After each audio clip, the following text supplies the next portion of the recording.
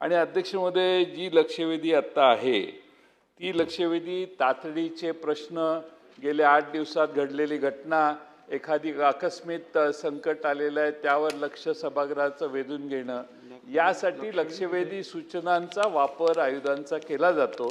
लक्षवेधी सूचना स्वीकारताना देखील अध्यक्ष महोदय हे संकेत आहेत। ही लक्षवेधी कशी स्वीकारली गेली हेच आम्हाला आश्चर्य वाटतंय।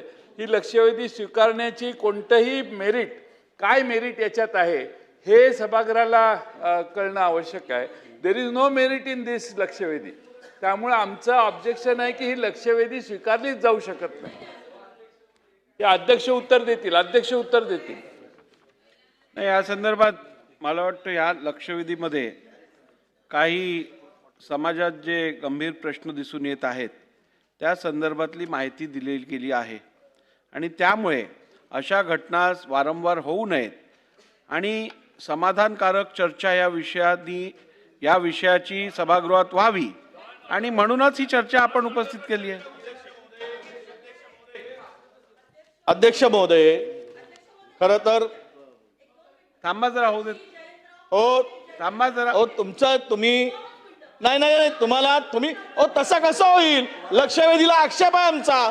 आम्ही माननीय अध्यक्ष महोदय, आमचं म्हणणं एवढंच आहे की आमचा सदस्यांना आक्षेप नाही आहे, आमचा सदस्यांवर आमचा आरोप किंवा आरोप नाही आहे।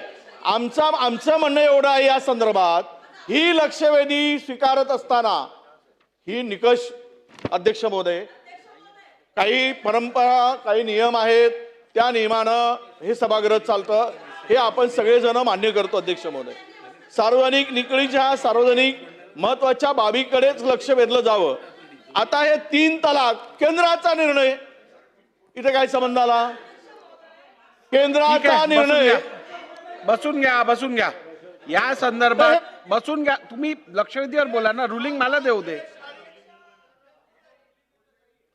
नाही बघा, वडेट्टीवार साहेब, जयंत पाटील साहेब, लक्षवेधीचा आपण पूर्ण मसुदा जर वाचला तर यात स्पष्टपणे काही अनियमितता किंवा कायदा सुव्यवस्था संदर्भातला प्रश्न नाशिक जिल्ह्यात जो निर्माण झाला आहे त्या संदर्भातली माहिती दिली गेली आहे।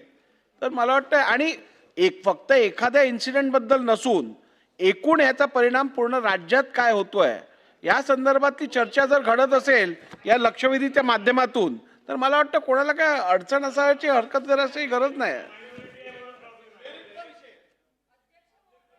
अनेक तातडीचे प्रश्न लक्षवेधीच्या रूपाने आम्ही आपल्याकडे दिलेले आहेत आणि त्यामुळं आता ही प्रथा परंपरा आपण चालू केली तर प्रत्येक लक्षवेधीचा मेरिट मला इकडे एक्सप्लेन करत राहायला लागेल। आपण, आमची अपेक्षा ही आहे अध्यक्ष महोदय की मेरिटनेच लक्षवेधी स्वीकारल्या गेल्या आहेत। आजच्या तिन्ही लक्षवेधी आपण वाचून घ्या। अध्यक्ष महोदय, मला बोलू दे। अध्यक्ष महोदय, कुठेतरी बिल्डरने 4 वर्षापूर्वी काही केलं असतं, 8 वर्षापूर्वी काही केलं असतं, त्या देखील लक्षवेधीच्या भाग व्हायला लागलेत आता।